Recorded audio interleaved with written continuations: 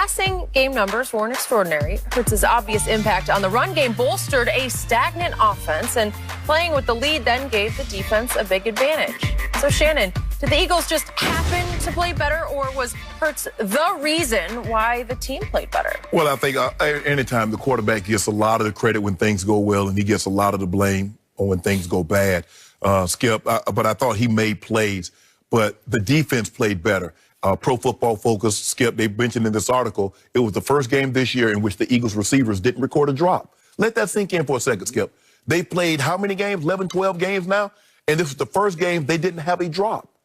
The defense was unbelievable. The way they got after Taysom Hill, sacking him, forcing fumbles, neutralizing the run game. Alshon made a play. Skip, I can't remember the last time Alshon made a play was in the Super Bowl. Yep.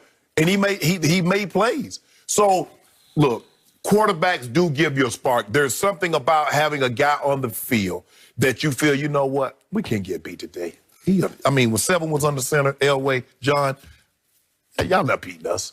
And maybe Jalen gives them that belief. Maybe, Skip, they've been struggling for so long and things have been going so bad with Wentz for such a long time. Just a new glimpse of light was what they needed. But, Skip, we haven't seen the defense play like what they played against the Saints, who was the hottest team in football. We hadn't seen that defense play like that. We haven't seen Dougie P call a game like he called. So if you want to say Hurts was the reason why, okay, fine. But a lot of things were the best we had seen from the Eagles in a very long time. Agreed. So, I know you still love your man Carson Wentz. I've always loved my man Jalen Hurts. I say it was absolutely no coincidence that Philly suddenly played its best overall game of the year because of the presence of Jalen Hurts. They didn't drop a ball because he was under center in the huddle on the sideline. The defense rose to the occasion just because they knew psychologically, he's in control and in command. We can see it in his body language. They knew it from play number 1. He had this. You can just see it and feel it. He has natural-born leadership. Yeah, he's a leader.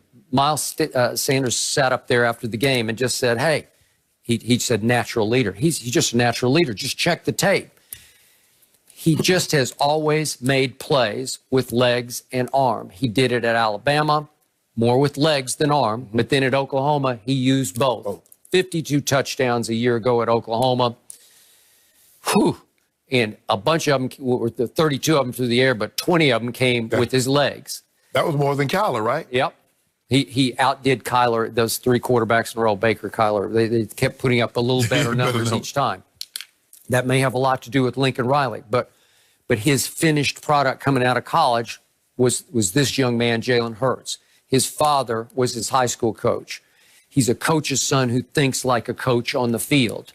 You could just see from the first play, he was not afraid of the New Orleans Saints. They came in the #1 defense, #1 sacks over the last month.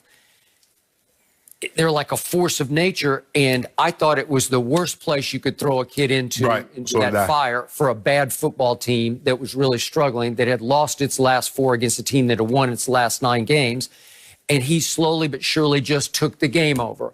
I'm not saying he has Carson Wentz's arm, because he does not. He is not 6'5", 240 pounds. Right. He's 6'2", 225, but he is put together. He is weight room strong, and he is mentally strong. Well, Skip, sometimes what you need, you don't need all those physical attributes are great to have.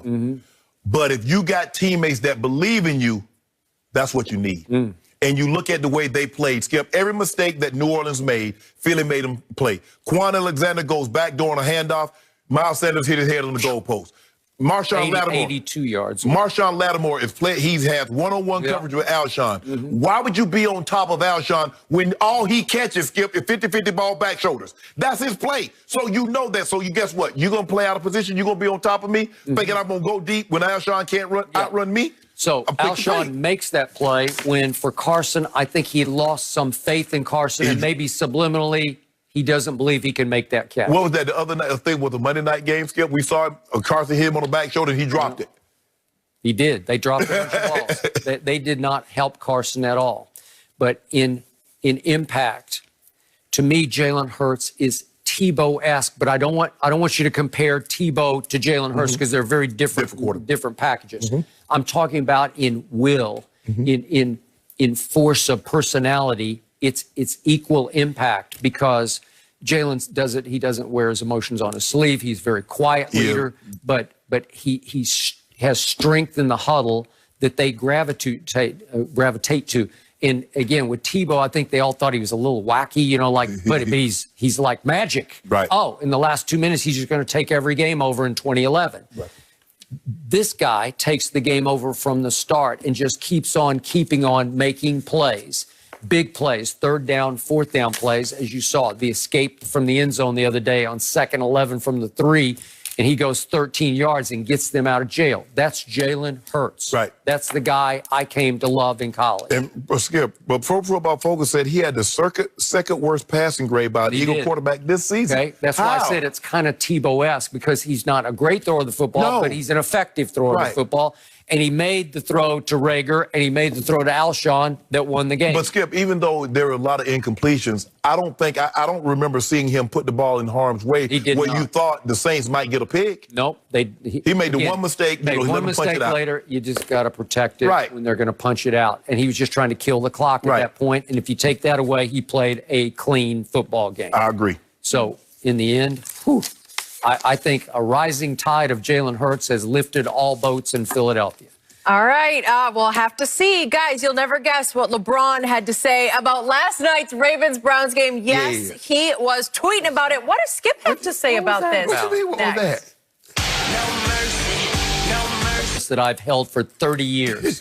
I hate field goal kicking because I hate the notion that a game between warriors who fight it out for almost 60 minutes comes down to this little guy running onto the field who's usually a soccer player by background. And that's the only position he's ever played. Can't play any position in your sport, does not belong in your sport except to kick the ball off the ground up through gimmicky uprights, which has always been weird to me.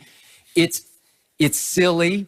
It's beneath the dignity of football. And I've always said just eliminate place kicking, extra points and field goals, and just play it out. Now, it wouldn't have worked last night because Lamar would have had to go down and score it in the end zone, get the ball in the end zone. I'm fine with punting. And by the way, punters are always more athletic and bigger men than field goal kickers because they have to catch the ball and then they often have to go run with the ball. Sometimes they throw a pass, sometimes they take off running with it. So they've always been much better athletes. They're always very good golfers. But the place kickers, eliminate this except for because, look, it's weighted too much on the scoreboard. Their value is way too high because they win and lose games. And by the way, we haven't talked about this, but Cody Parkey last night, he missed a 39-yard field goal, very makeable, and then missed an extra point. Okay, there's 4 points.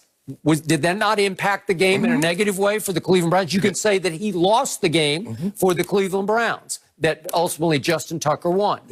Okay, now I'm going to explain to you why, because I can't change this rule, why I would pay Justin Tucker quarterback money. And I'm being straight with you. Justin Tucker is worth $30 to $35 million. If I were an owner of a football team, I would say, I want that guy. I'm going to go get him, and I'm going to pay him quarterback money because he wins and loses a lot of games. Yes. Well, how much magnitude does he have? How much impact on the scoreboard or my ultimate record? I told you last year, Brett Maher, Brett the Fret, was the worst kicker in pro football. And my Cowboys went 8-8 with him and could have gone 10-6 if he had made some of those kicks. Well, it ends up impacting your record. Does Jerry Jones think that? No, because they always treat them like they're dime a dozen. Yeah, and that's